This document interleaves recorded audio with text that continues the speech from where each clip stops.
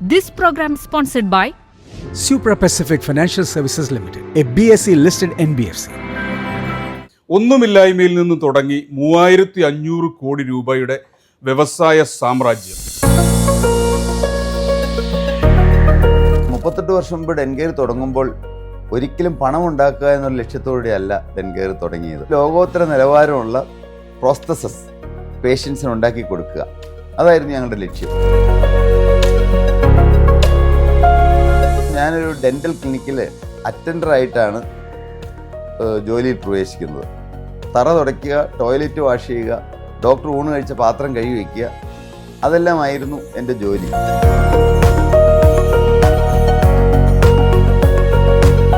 ഏതാണ്ട് 6 വർഷത്തോളം രാപകലില്ലാതെ അധ്വാനിച്ചു. 5 ലക്ഷം രൂപയോളം സമ്പാദിച്ചു. 15 ലക്ഷം രൂപ സൗത്ത് ഇന്ത്യൻ ബാങ്കിൽ നിന്ന് ലോൺ എടുത്തു. അങ്ങനെ 20 ലക്ഷം രൂപ മുടക്കി ഡെൻകെയർ 88-ൽ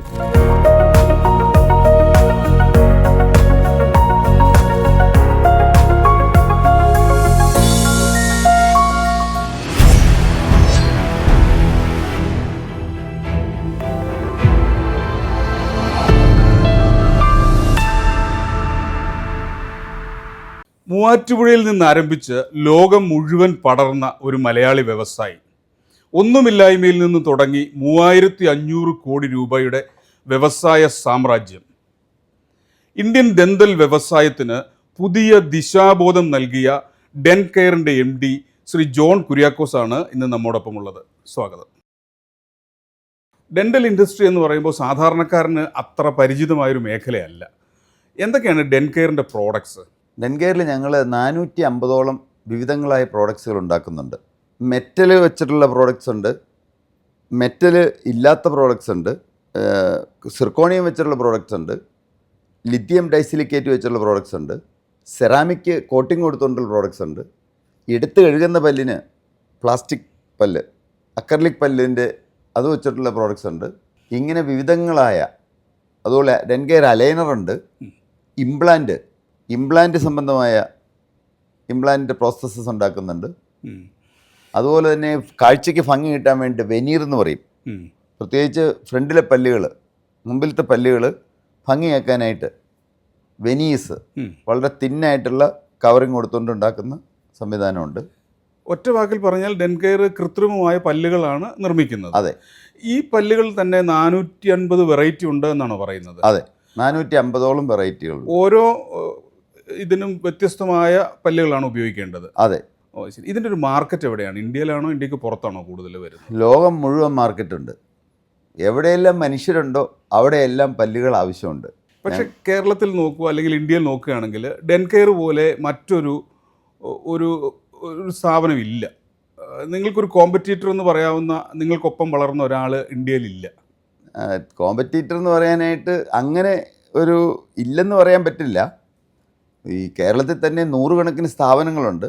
പക്ഷെ ഞങ്ങളുടെ അത്രയും ഫെസിലിറ്റിയും ഞങ്ങളുടെ അത്രയും കൃത്യതയോടെ കാര്യങ്ങൾ ചെയ്യുന്നതായ സ്ഥാപനങ്ങൾ ഇല്ലെന്ന് തന്നെ വേണം പറയാനായിട്ട്.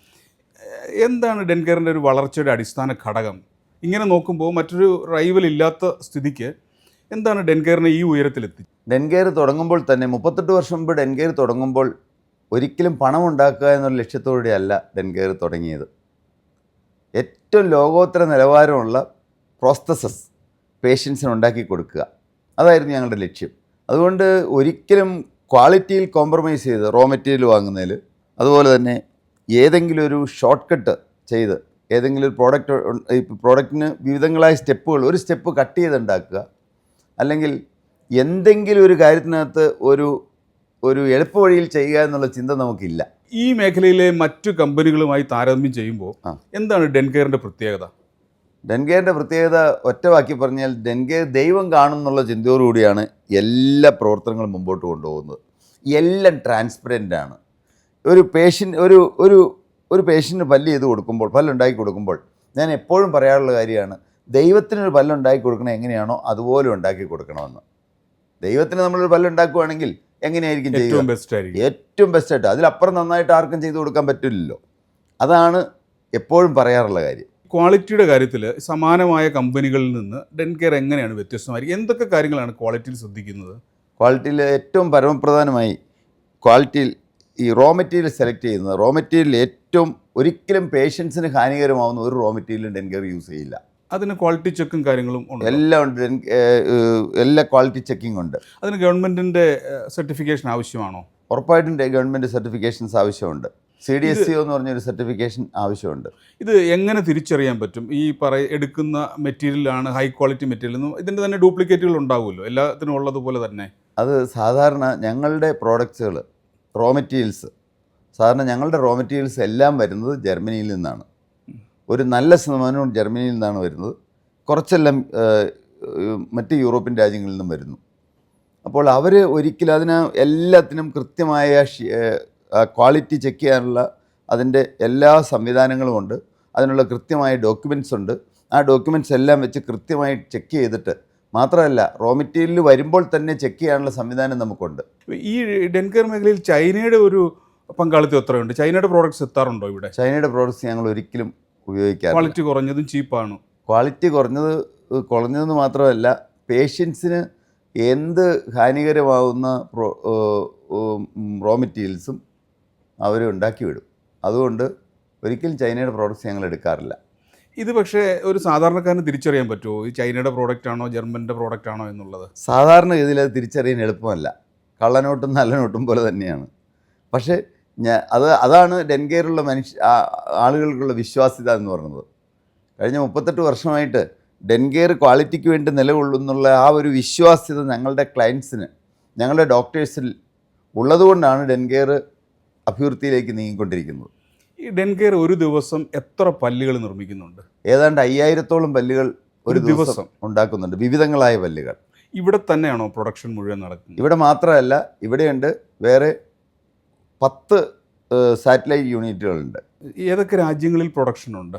ഇപ്പോൾ UK-യിലും USA-യിലും ഓസ്ട്രേലിയയിലും ന്യൂസിലൻഡിലും UAE-യിലും മാനുഫാക്ചറിങ് യൂണിറ്റ് ഉണ്ട്. ഈ മേഖലയിൽ ഒരു കോമ്പറ്റീറ്റർ ഇതുപോലെ ഉയർന്നു വരാത്തത് ഈ മേഖല അത്രയേറെ വെല്ലുവിളി നിറഞ്ഞതാണോ?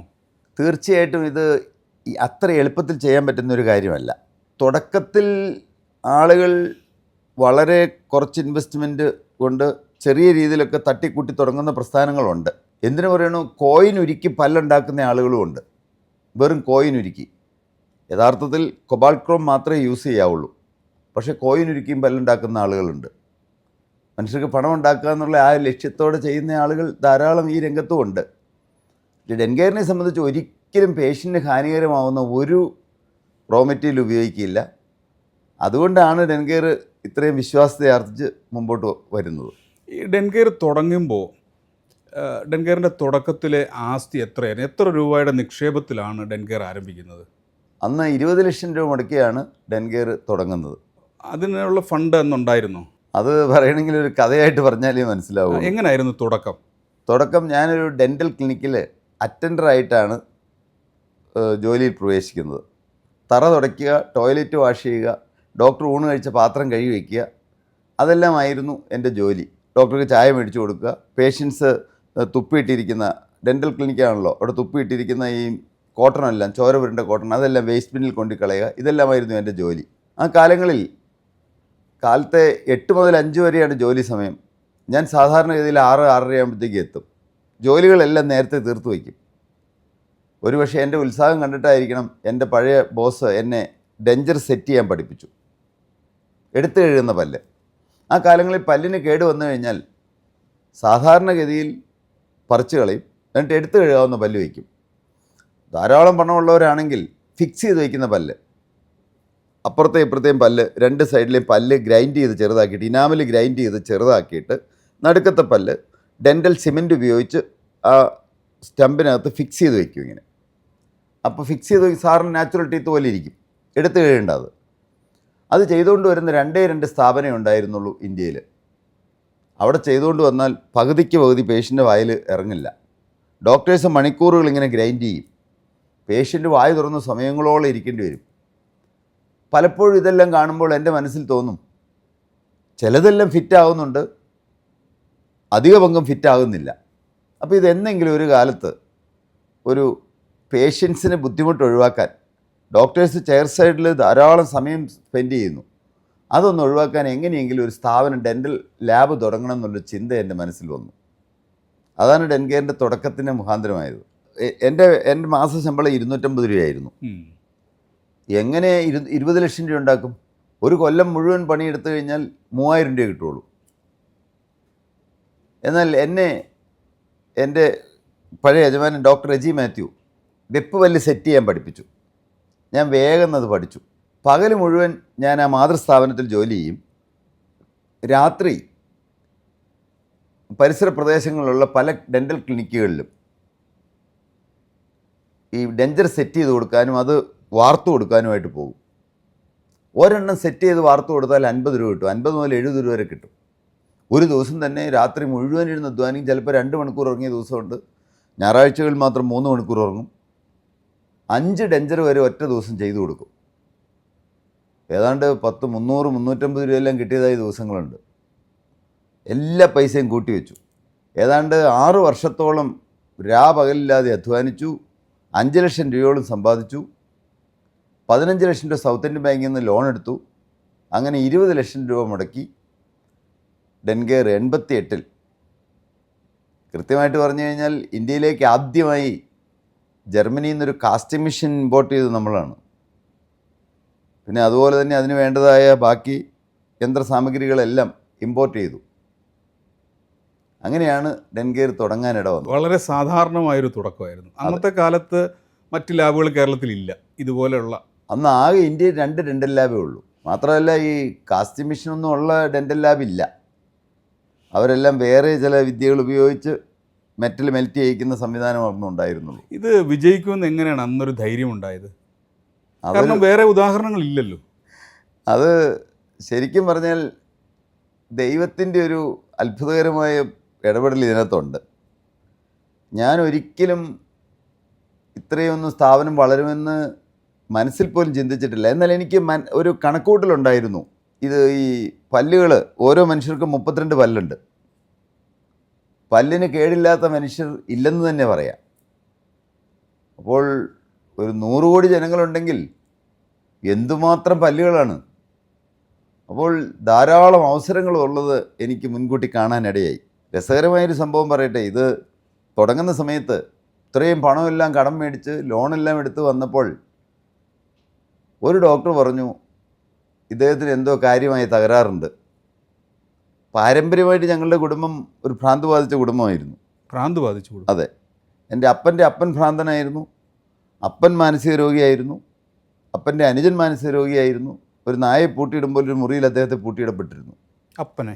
എൻ്റെ അപ്പൻ്റെ അനുജനെ. അപ്പോൾ അതുകൊണ്ട് ജീവിതം അങ്ങ് പുറകോട്ട് തിരിഞ്ഞു നോക്കിയാൽ എല്ലാം നിരാശ നിറഞ്ഞതായിരുന്നു. 15 വയസ്സ് വരെ ജീവിതത്തിൽ ഒരിക്കലും ഉയരുമെന്ന് ചിന്തിച്ച മനുഷ്യനല്ല ഞാൻ. എൻ്റെ അമ്മയുടെ പാരമ്പര്യം പറഞ്ഞാൽ അമ്മയുടെ അപ്പനും അമ്മയും 7 വയസ്സിന് മുമ്പ് ഈ ഭൂമിയിൽ നിന്ന് മാറ്റപ്പെട്ടു. അനാഥയായ എൻ്റെ അമ്മ ഒരു നേരത്തെ ആഹാരം ചോദിച്ചുകൊണ്ട് വീടുകൾ തോറും കയറി ഇറങ്ങി നടന്ന കൂട്ടത്തിൽ ഞങ്ങളുടെ വീട്ടിലും വിവാഹത്തിന് മുമ്പ് വന്നിട്ടുണ്ട്. ഞങ്ങളൊക്കെ ഉണ്ടായി ഒരു ആദ്യ സമയത്തൊന്നും എൻ്റെ പിതാവിന് മാനസിക രോഗം ഉണ്ടായിരുന്നില്ല.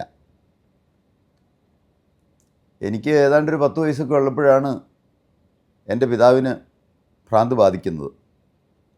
എൻ്റെ പിതാവ് നല്ല മനുഷ്യനായിരുന്നു. അമ്മയെ വലിയ കാര്യമായിട്ട് നോക്കുമായിരുന്നു. എൻ്റെ പിതാവിന് കൂലിപ്പണിയായിരുന്നു. ഞങ്ങൾക്ക് കുറച്ച് സ്ഥലം ഉണ്ടായിരുന്നു. അത് പാറക്കെട്ട് പിടിച്ച സ്ഥലമാണ്. അവിടെ വെള്ളമില്ല. 1 കിലോമീറ്റർ നടന്നു പോകണം വെള്ളം കൊണ്ടുവരാൻ. ഒരു കുഗ്രാമമായിരുന്നു. വഴിയില്ല, നടന്നു പോകാൻ മാത്രമേ വഴിയുള്ളൂ. ഞാൻ 10ാം ക്ലാസ് പാസ്സായതിനു ശേഷമാണ് ഞങ്ങളുടെ വീട്ടിൽ ഇലക്ട്രിസിറ്റി കണക്ഷൻ കിട്ടിയത്. കഠിനാധ്വാനിയായ എൻ്റെ പിതാവിന് പകൽ മുഴുവൻ കൂലിപ്പണിക്ക് പോകും. നേരം വെളുക്കുമ്പോൾ എഴുന്നേറ്റ് കഷ്ടപ്പെട്ട് ഞങ്ങളുടെ സ്ഥലത്തെല്ലാം അധ്വാനിക്കും. എങ്ങനെയും ഒരു വെള്ളവും വെളിച്ചവും വഴിയുള്ളിടത്തൊരു വീട് വയ്ക്കണം. എൻ്റെ പിതാവിൻ്റെ ഒരു ആഗ്രഹമായിരുന്നു.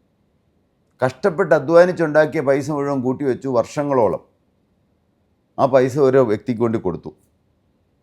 സ്ഥലം എഴുതി തരുന്നതിന് പകരം ഈ മനുഷ്യൻ ഈ പൈസ മേടിച്ചുകൊണ്ട് മദ്യപിക്കാൻ പോയി. അദ്ദേഹത്തെ പോലീസ് പിടിച്ചുകൊണ്ട് എന്നുള്ള വാർത്ത എൻ്റെ പിതാവ് കേൾക്കുന്നത് കൂലിപ്പണി എടുക്കുന്ന വീട്ടിൽ വെച്ചാണ്. പെട്ടെന്ന് തലമുറകളായി ഞങ്ങളുടെ കുടുംബത്തെ പിന്തുടർന്നു വന്നിരുന്ന ആ പൈശാചികമായ ബന്ധനം ഭ്രാന്ത് ബാധിച്ചു. കുറേ പേര് കൂടി പിടിച്ച് കയ്യും കാലും എല്ലാം കയറുകൊണ്ടെല്ലാം കെട്ടി കൂടെ പണിതുകൊണ്ടിരുന്ന കൂലിപ്പണിക്കാരും ആ വീട്ടിൻ്റെ ഉടമസ്ഥനും ചേർന്ന് ഒരു ടാക്സിക്കകത്ത് കയറ്റി തൃശ്ശൂർ ഭ്രാന്താശുപത്രി കൊണ്ടുവന്നാക്കി. പിന്നെ അങ്ങ് ദുരിതങ്ങളുടെ കാലമായിരുന്നു. അമ്മയെ കൂലിപ്പണിക്ക് പോലും കൊണ്ടുപോയിട്ടിരുന്നില്ല എന്ന് പറഞ്ഞല്ലോ. എൻ്റെ പിതാവിനെ എൻ്റെ പിതാവിനെ 1 മാസത്തോളം അവിടെ തൃശ്ശൂർ ഭ്രാന്താശുപത്രിയിൽ ചികിത്സിച്ചു. പ്രത്യേകിച്ച് ഭേദമൊന്നും വന്നില്ല. തിരികെ വീട്ടിലേക്ക് കൊണ്ടുവന്നു. ഒരു ദിവസം 12 ഉറക്കഗുളിക കഴിക്കണം. ആരും സഹായിക്കാനില്ല. അമ്മ പള്ളികൾ തോറും കയറി ഇറങ്ങി നടന്നു, നേർച്ചയും വഴിപാടുമായിട്ട്. തുടർന്ന് അമ്പലങ്ങളെല്ലാം, അറിയാവുന്ന അമ്പലങ്ങളിലെല്ലാം കയറി ഇറങ്ങി നടന്നു. ഞങ്ങളുടെ വീട്ടിൽ വെച്ച് ഒരു മരയാശാരി വിളിച്ചുകൊണ്ട് വന്ന്, കുഞ്ഞപ്പൻ പണിക്കൻ, അദ്ദേഹത്തെ വിളിച്ചുകൊണ്ട് വന്ന് മന്ത്രവാദം ചെയ്തു ഭ്രാന്ത് മാറാൻ. ഇതൊന്നും ഭ്രാന്ത് മാറുന്നില്ല എന്ന് കണ്ടപ്പോൾ അമ്മയ്ക്കാകെ നിരാശ, സങ്കടം. എന്തെല്ലാം ചെയ്തിട്ടും ഭ്രാന്ത് മാറുന്നില്ല എന്ന് വന്നപ്പോൾ അമ്മയ്ക്ക് ആകെ നിരാശ, സങ്കടം. അമ്മ എന്തിന് ജീവിക്കണം എന്നുള്ള ചിന്ത. മരിച്ചാൽ മതി എന്ന് അമ്മ ആഗ്രഹിച്ചു. അമ്മയുടെ മനസ്സിൽ ഞങ്ങൾക്കും ഭ്രാന്ത് വരുമെന്നായിരുന്നു. 3ാമത്തെ തലമുറയാണല്ലോ, ഞങ്ങൾ 4ാമത്തെ തലമുറ, ഞങ്ങൾക്കും ഭ്രാന്ത് വരുമെന്നുള്ള ചിന്തയായിരുന്നു. അമ്മ 3 പ്രാവശ്യം ആത്മഹത്യക്ക് ശ്രമിച്ചു. അന്നത്തെ കാര്യം പറഞ്ഞാൽ ഞാൻ ഒരു നേരത്തെ ആഹാരത്തിന് കരഞ്ഞിട്ടുണ്ട്. അമ്മ ഉച്ചവരെ കൂലിപ്പണിക്ക് പോവും. ബാക്കി സമയം ആ വീട്ടിൽ അടുക്കളപ്പണിയെല്ലാം ചെയ്തു കൊടുത്താൽ അവിടെ ബാക്കി വരുന്ന ചോറും കറികളും എല്ലാം ഒരു മൺചട്ടിയിലാക്കി കൊണ്ടുവരുന്നത് കഴിക്കാൻ കൊതിയോടെ ഇരുന്നിട്ടുണ്ട്. അങ്ങനെ ദുരിതം പിടിച്ച ജീവിതത്തിൽ എന്തിന് ജീവിക്കണമെന്ന് കരുതി അമ്മ 3 പ്രാവശ്യം ആത്മഹത്യക്ക് ശ്രമിച്ചു. അന്ന് അമ്മ പറഞ്ഞിരുന്നത് മരിക്കാനും അനുവദിക്കാത്ത ദുഷ്ടനായ ദൈവമെന്നാണ്. അങ്ങനെ ഇരിക്കുമ്പോൾ അമ്മയ്ക്ക് ഒരു സുവിശേഷ പ്രസംഗം കേൾക്കാനിടയായി. ഞങ്ങളുടെ വീടിൻ്റെ അടുത്തൊരാൾ നിർബന്ധിച്ച് വിളിച്ചതുകൊണ്ടാണ് അമ്മ പോയത്. ഞാൻ ഇന്നും ഓർക്കുന്നുണ്ട്. അമ്മയ്ക്ക് ഉടുത്തോണ്ട് പോകാനൊരു മുണ്ടില്ല. താഴത്തെ വീട്ടിലെ മറിയാമ്മ ചേച്ചിയുടെ ഒരു വെള്ളമുണ്ട് വായ്പ മേടിച്ചു കൊടുത്ത് ഇവിടെ ഈ ഭാഗമെല്ലാം കക്ഷയെല്ലാം എവിടെയും കീറിയ ഒരു ചട്ടയിട്ടുകൊണ്ട് കരഞ്ഞുകൊണ്ടാണ് അമ്മ പ്രാർത്ഥനായോഗത്തിന് പോയത്. തിരികെ വന്നപ്പോൾ അമ്മയുടെ മുഖത്ത് നല്ല സന്തോഷം. ഞാനിതെല്ലാം അത്ഭുതത്തോടെ ഓർക്കുകയാണ്. അമ്മയോട് ചോദിച്ചു എന്ത് സംഭവിച്ചു. അമ്മ പറഞ്ഞു, എൻ്റെ മോനെ ഞാൻ പ്രസംഗം കേട്ടുകൊണ്ടിരിക്കുകയായിരുന്നു. ആ പ്രസംഗൻ ഇങ്ങനെ പറഞ്ഞു, നിങ്ങൾ ആരെങ്കിലും സമാധാനമില്ലാതെ വന്നിട്ടുണ്ടോ? സമാധാനം നൽകുന്നൊരു ദൈവം ജീവിക്കുന്നുണ്ട്. നിങ്ങൾ യേശുവിനെ വിളിക്കൂ, യേശു സമാധാനം തരുമെന്ന്. അമ്മ അവിടെ ഇരുന്നുകൊണ്ട് കണ്ണുനീരോടെ പറഞ്ഞു, എൻ്റെ യേശുവെ എനിക്കൊരു ഇറ്റ് സമാധാനം തരണമെന്ന്. അങ്ങനെ അമ്മ വീട്ടിലേക്ക് വന്നു. കുടുംബത്തിൻ്റെ സ്ഥിതി വേറെ മാറ്റമൊന്നും വന്നില്ല. അമ്മയ്ക്ക് അന്നും കൂലിപ്പണി തന്നെ. വീട്ടിൽ വേറെ കഞ്ഞി കുടിക്കാൻ മാർഗമില്ല. പക്ഷെ അമ്മ കണ്ണുനീരോടെ പ്രാർത്ഥിക്കാൻ തുടങ്ങി. ഒരു കീറപ്പായിൽ ഇരുന്നുകൊണ്ട് കണ്ണുനീരോടെ ഏങ്ങലടിച്ച് കരഞ്ഞ് പ്രാർത്ഥിക്കും, എൻ്റെ ദൈവമേ, എൻ്റെ ചാച്ചൻ്റെ ഭ്രാന്തൊന്ന് മാറ്റണമേ. അമ്മയും ചാച്ചനെന്നാണ് വിളിക്കുന്നത്. പ്രാർത്ഥന കേൾക്കുന്നൊരു ദൈവം, മനുഷ്യൻ്റെ കണ്ണുനീര് കാണുന്ന ദൈവം എൻ്റെ പിതാവിൻ്റെ രോഗം എന്നേക്കുമായി മാറ്റി. ഞാൻ യഥാർത്ഥത്തിലൊരു ക്രിസ്ത്യാനിയായിട്ടാണ് ജനിച്ചതെങ്കിലും വിശ്വാസിയായിരുന്നില്ല. ദൈവം ഇല്ലെന്നൊരു ചിന്തയായിരുന്നു എൻ്റെ മനസ്സിൽ. ചടങ്ങ് പോലെ പള്ളിയിൽ പോവും, ആരാധനയിൽ സംബന്ധിക്കും, അത്രമാത്രം. വ്യക്തിപരമായ എൻ്റെ ജീവിതത്തിലേക്ക് തിരിഞ്ഞു നോക്കിയാൽ ഞാൻ എന്നും നിരാശപ്പെട്ടൊരു മനുഷ്യനായിരുന്നു. പഠിക്കാൻ കഷ്ടപ്പെട്ട് അധ്വാനിച്ച് പഠിച്ചെങ്കിലും എനിക്ക് ആകെ 251 മാർക്ക് കിട്ടിയുള്ളൂ SSLCക്ക് 600-ൽ. കണക്കിന് എനിക്ക് കിട്ടിയ മാർക്ക് കേട്ടാൽ അത്ഭുതം തോന്നും, 50-ൽ 7 മാർക്ക്. എൻ്റെ വീട്ടിലേക്ക് നടന്നു വരാൻ 6-7 കിലോമീറ്റർ ദൂരമുണ്ട്. എൻ്റെ കൂടെ പഠിച്ച കൂട്ടുകാരെല്ലാം അവരെല്ലാം 10 പൈസ കൊടുത്താൽ അവർക്ക് ബസ്സിൽ കയറി പോവാം. എനിക്ക് 10 പൈസ തരാൻ ആരുമില്ല. എന്തിനു പറയുന്നു, എൻ്റെ പിതാവ് ഒരു പ്രാവശ്യം പോലും ഞാൻ 10ാം ക്ലാസ് പാസ്സാകുന്നതും വരെ സ്കൂളിൽ വന്നിട്ടില്ല. പോരാഞ്ഞതിന് നാട്ടുകാരും കൂടെ പഠിക്കുന്നവരടക്കം എല്ലാവരും വിളിക്കും ഭ്രാന്തൻ കുര്യാക്കോൻ്റെ മക്കളെന്ന്. ഞാൻ പഠിച്ചുകൊണ്ടിരുന്ന സ്കൂളിൻ്റെ നേരെ എതിർവശത്തായിരുന്നു ഞങ്ങളുടെ കുരിശുപള്ളി. എൻ്റെ പിതാവ് പലപ്പോഴും ഒരു കീറിയ തോർത്തുകൊണ്ട് കൊടുത്ത് താടി രോമങ്ങളെല്ലാം നീട്ടി തുപ്പലെല്ലാം ഒലിപ്പിച്ച് അവിടെ വന്നിരിക്കും. കൂടെ പഠിക്കുന്നവർ പലരും വിളിക്കും, ദേടാ നിൻ്റെ അപ്പം ഭ്രാന്തനിരിക്കണു. കടുത്ത നിരാശയായിരുന്നു എനിക്ക്. ഞാൻ വീട്ടിലേക്ക് നടന്നു വരുമ്പോൾ സങ്കടപ്പെട്ട് ഏങ്ങലടിച്ച് കരയും. സാറിനെ പൊട്ടണമെന്നാണ് വിളിച്ചിരുന്നത്. ജീവിതത്തിൽ ഒരിക്കലും ഉയരുമെന്ന് ഞാൻ ചിന്തിച്ചിരുന്നില്ല. പഠിക്കാൻ പോകണമെങ്കിൽ അന്ന് നിർമ്മല കോളേജിൽ അഡ്മിഷൻ കിട്ടണമെങ്കിൽ ഫസ്റ്റ് ക്ലാസ് മാർക്ക് വേണം. എനിക്കാകെ 251 ഉള്ളൂ. ഇപ്പോൾ തുടർന്ന് പഠിക്കാൻ നിവൃത്തിയില്ല. 15 രൂപ വേണം പ്രൈവറ്റായിട്ട് പഠിക്കണമെങ്കിൽ. ജീവിതം ആകെ നിരാശ നിറഞ്ഞതായിരുന്നു. അന്ന് ഞാൻ ചിന്തിച്ചിരുന്നു, അങ്ങ് മരിച്ചിരുന്നെങ്കിൽ. ഒരിക്കലും ആത്മഹത്യക്ക് ശ്രമിച്ചിട്ടില്ല. അത്ര നിരാശ നിറഞ്ഞിരിക്കുമ്പോഴാണ് എൻ്റെ അമ്മ എന്നെ നിർബന്ധിച്ച് വിളിച്ചു, മോനൊന്ന് പ്രാർത്ഥനായോഗത്തിന് വരുമോ. അങ്ങനെയാണ് ഞാൻ ആദ്യമായിട്ടൊരു പ്രാർത്ഥനായോഗത്തിന് പോകുന്നത്. ഈ അപ്പൻ്റെ ഭ്രാന്ത് മാറിയതുകൊണ്ട് ഒരു വിശ്വാസം ദൈവം ഉണ്ടെന്ന്. അവിടെ ചെന്നിരുന്നു. ഈ പ്രസംഗകൻ ഇങ്ങനെ പ്രസംഗത്തിൻ്റെ ഇടയ്ക്ക് ഇങ്ങനെ ചോദിച്ചു, നിങ്ങൾ ആരെങ്കിലും നിരാശപ്പെട്ട് വന്നിട്ടുണ്ടോ? നിരാശ മാറ്റുന്നൊരു ദൈവം ജീവിക്കുന്നുണ്ട്, ജീവിതം യേശുക്രിസ്തുവിനായി സമർപ്പിക്കൂ. ഞാനോർത്ത് ഇത് എന്തായി പറയണേ, എന്ത് സമർപ്പണം? പക്ഷേ അദ്ദേഹം തുടർന്ന് സംസാരിച്ചു, നിങ്ങൾ മനസ്സറിഞ്ഞ ജീവിതത്തിൽ ഒരു പാപം വരികയില്ല, ഒരു തെറ്റ് വരികയില്ല എന്ന് തീരുമാനമെടുക്കണമെന്ന്. അപ്പം ഞാനിങ്ങനെ ഓർത്തു, ഞാൻ എന്ത് തെറ്റാണ് ചെയ്തിട്ടുള്ളത്? ഞാൻ മദ്യവെച്ചിട്ടില്ല, പുകവലിച്ചിട്ടില്ല, വേറെ ഒരു വേണ്ടാനത്തിലേക്കും പോയിട്ടില്ല. അപ്പോൾ എൻ്റെ മനസ്സിലുള്ള ചിന്ത, ഞാനൊരു കൊള്ളാവുന്നയാൾ. പക്ഷെ തുടർന്ന് അദ്ദേഹം പ്രസംഗത്തിൽ പറഞ്ഞു, നിങ്ങൾ പുറമേ പാപമൊന്നും ചെയ്തിട്ടില്ലെങ്കിലും നിങ്ങളുടെ ഉള്ളു മുഴുവനും അഴുക്ക് നിറഞ്ഞതാണ്. നിങ്ങളുടെ ഹൃദയം കല്ലറ പോലെയാണ്. നിങ്ങൾക്ക് വാശിയില്ലേ, വൈരാഗ്യമില്ലേ, പകയില്ലേ? എനിക്ക് കടുത്ത പകയായിരുന്നു എല്ലാവരോടും. അതിന് കാരണം ഞങ്ങളുടെ വീട്ടിലേക്ക് ആരും കയറി വരില്ല, ആരും ഞങ്ങളെ സഹായിക്കാനോ ഞങ്ങൾ തിരിഞ്ഞു നോക്കില്ലായിരുന്നു. ബന്ധുമിത്രാദികളാരും എല്ലാവരും ഉപേക്ഷിക്കപ്പെട്ടിരുന്ന വീടായിരുന്നു. അതുകൊണ്ട് സ്വാഭാവികമായിട്ടും എൻ്റെ കുഞ്ഞു മനസ്സിൽ കടുത്ത ഇഷ്ടക്കുറവും വൈരാഗ്യവും എല്ലാവരോടും. വളർന്നു വരുമ്പോൾ എല്ലാവരോടും പകരം വീട്ടണം എന്നുള്ള ചിന്ത.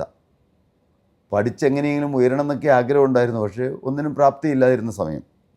എന്നാൽ അന്ന് 15-ാമത്തെ വയസ്സിൽ ഞാൻ മനസ്സറിഞ്ഞൊരു തെറ്റ് വരികയില്ല എന്ന് വ്യക്തമായി തീരുമാനമെടുത്ത് ജീവിതം ക്രിസ്തുവിൻ്റെ കരങ്ങളിലേക്ക് സമർപ്പിക്കാനിടയായി.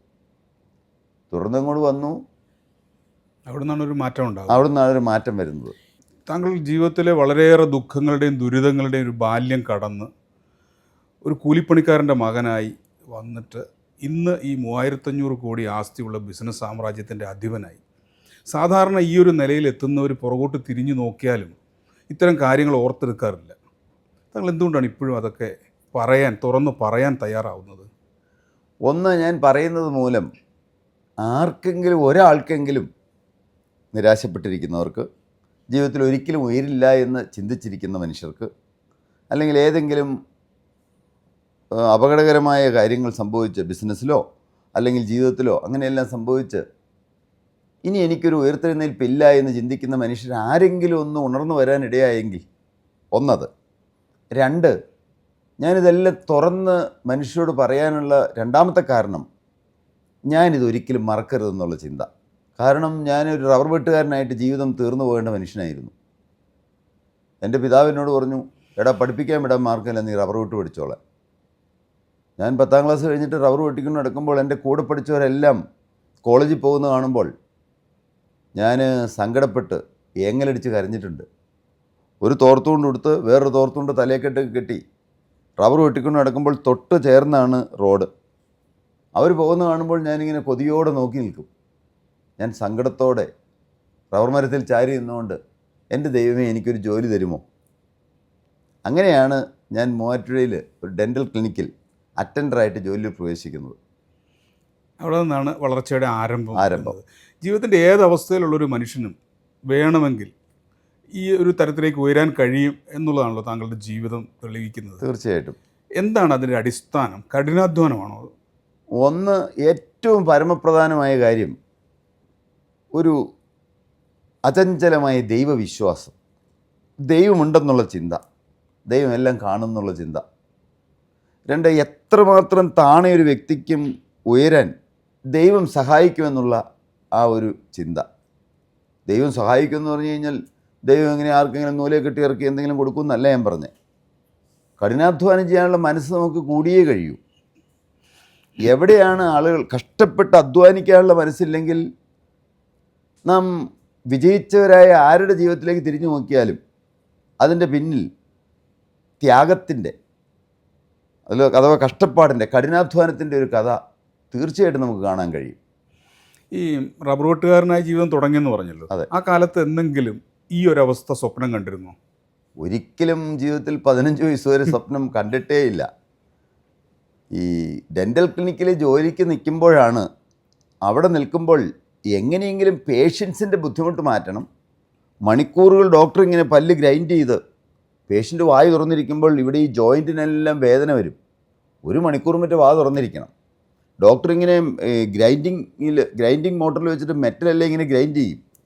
അപ്പോൾ ഡോക്ടർ കൈ പൊള്ളും. അതെല്ലാം കാണുമ്പോൾ എൻ്റെ മനസ്സിൽ ചിന്ത, എങ്ങനെയും ഒരു ഡെൻ്റൽ ലാബ് തുടങ്ങണം.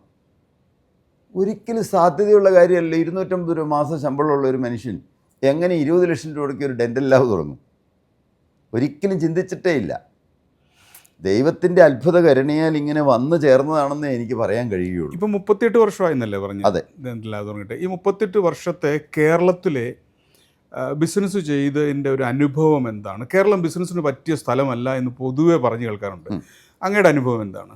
എൻ്റെ അഭിപ്രായം, കേരളം പോലെ നല്ലൊരു സ്ഥലം, വ്യവസായത്തിന് പറ്റിയ സ്ഥലമില്ലെന്നാണ്. എന്തുകൊണ്ട്? ഒന്ന്, കേരളത്തിലെ മനുഷ്യർ ഇത്രയും നല്ല ആളുകൾ. പലരും പറയും കേരളത്തിലെ ആളുകൾ സമരം ചെയ്യുന്നവരാണ്, അല്ലെങ്കിൽ ഇന്ന പ്രശ്നം ഉണ്ടാക്കുന്നവരാണ്, കേരളത്തിലെ ആളുകൾ ജോലി ചെയ്യാൻ മനസ്സില്ലാത്തവരാണ്. തെറ്റാണ് തികച്ചും. ഇവിടെ ഇത്രയും കൃത്യം പറഞ്ഞാൽ 4394 എംപ്ലോയീസ് ഉണ്ട് ഞങ്ങൾക്ക്. അതിൽ കുറേ പേര് മാർക്കറ്റിങ്ങിലുണ്ട്, അത് വിവിധ സംസ്ഥാനങ്ങളിൽ നിന്നുള്ളവരുണ്ട്. പിന്നെ അതാത് സംസ്ഥാനങ്ങളിൽ ഇപ്പോൾ ഞങ്ങൾക്ക് ചെന്നൈയിലും ബാംഗ്ലൂരും ഡൽഹിയിൽ ഹൈദരാബാദിൽ, അതുപോലെ തന്നെ മുംബൈയിൽ, കൊൽക്കത്തയിൽ, ഇൻഡോറിൽ, ചണ്ഡീഗഡിൽ, കാലിക്കറ്റിലൊരു യൂണിറ്റ് 2 മാസം മുമ്പ് തുടങ്ങി. കാലിക്കറ്റിൽ മലയാളികൾ മാത്രമേ ഉള്ളൂ. മറ്റ് വിവിധ സംസ്ഥാനങ്ങളിൽ അതാത് സംസ്ഥാനങ്ങളിലെ ആളുകളെയാണ് ജോലിക്ക് എടുത്തിരിക്കുന്നത്. അവരെല്ലാം കേട്ടാൽ അവർക്ക് വലിയ പ്രയാസം തോന്നുമെന്ന് എനിക്ക് അറിഞ്ഞുകൂടാ. എന്നാൽ ഇവിടെയുള്ള മലയാളികളെ സംബന്ധിച്ച് നോക്കുമ്പോൾ, മലയാളികളെപ്പോലെ ഇത്രയും കമ്മിറ്റഡ് ആയിട്ടുള്ള ആളുകൾ, ഇത്രയും വിശ്വസ്തരായിട്ടുള്ള ആളുകൾ, ഇത്രയും കൃത്യതയോടെ, പ്രത്യേകിച്ച് ലേഡീസ്. ഞങ്ങളുടെ ഈ സ്ഥാപനത്തിൻ്റെ ഒരു പ്രത്യേകത, ഈ മാനുഫാക്ചറിങ്ങിൽ ഏതാണ്ട് 80% ലേഡീസാണ്. അവർ വളരെ കമ്മിറ്റഡാണ്. അവർ വേറെ കാര്യങ്ങളിലേക്കൊന്നും നോക്കാതെ അവർ കൃത്യതയോടെ ഇരുന്ന് ചെയ്യേണ്ട ജോലിയാണല്ലോ ഇത്. തന്നെയല്ല, കുറച്ച് ക്ഷമയോടെ ചെയ്യേണ്ട ജോലിയാണ്. ലേഡീസാണ് ഇവിടെ ഉള്ളതിൽ നല്ല ആളുകൾ. അവർ നല്ല കൃത്യമായി ജോലി ചെയ്യുന്നു. മാത്രമല്ല, ആദ്യ സമയങ്ങളൊന്നും ലേഡീസിനെ അങ്ങനെ ജോലിക്ക് എടുക്കില്ലായിരുന്നു.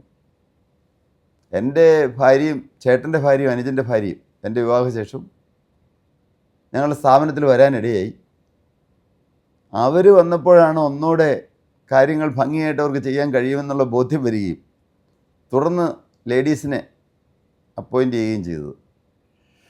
പലരും ലേഡീസ് ഇവിടെ ഇൻ്റർവ്യൂവിനെല്ലാം വരുമ്പോൾ ഞാൻ അത്ഭുതത്തോടെ അതെല്ലാം ഓർക്കുകയാണ്. ആദ്യകാലങ്ങളിലെല്ലാം വരുമ്പോൾ അവരവരുടെ ജീവിതത്തിലെ കഥകളെല്ലാം പറയും. ചിലപ്പോൾ മദറിനോട് കൂടിയൊക്കെ ആയിരിക്കും വരുന്നത്. ഞാൻ ആരെയും ആക്ഷേപിച്ച് പറയുകയല്ല. പല ഭർത്താക്കന്മാരും ഉത്തരവാദിത്വബോധം ഇല്ലാത്തവരാണ്. കുടുംബത്തെപ്പറ്റി അത്രമാത്രം ചിന്തിക്കാത്തവരാണ്. കൂട്ടുകൂടി നടക്കുക, മദ്യപിക്കുക, അങ്ങനെയുള്ള പല കാര്യങ്ങളും. ഇതെല്ലാം സമൂഹത്തിൽ പറയാൻ പറ്റുമെന്ന് എനിക്ക് അറിഞ്ഞുകൂടാ. എന്നാൽ സ്ത്രീകൾക്ക് വരുമാനം കിട്ടിയാൽ കുടുംബം ഭംഗിയായി നടക്കുന്നു.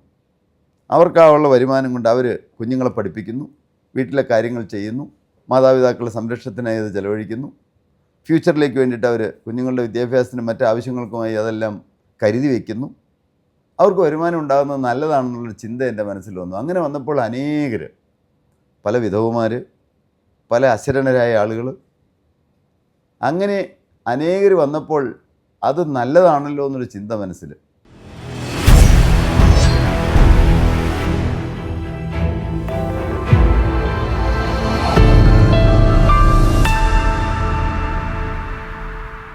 This program sponsored by Supra Pacific Financial Services Limited, a BSE listed NBFC. എളുപ്പത്തിൽ സമ്പാദ്യം വളർത്താം. ഇന്ന് തന്നെ മൈഫിൻ TV ആപ്പ് ഡൗൺലോഡ് ചെയ്യൂ.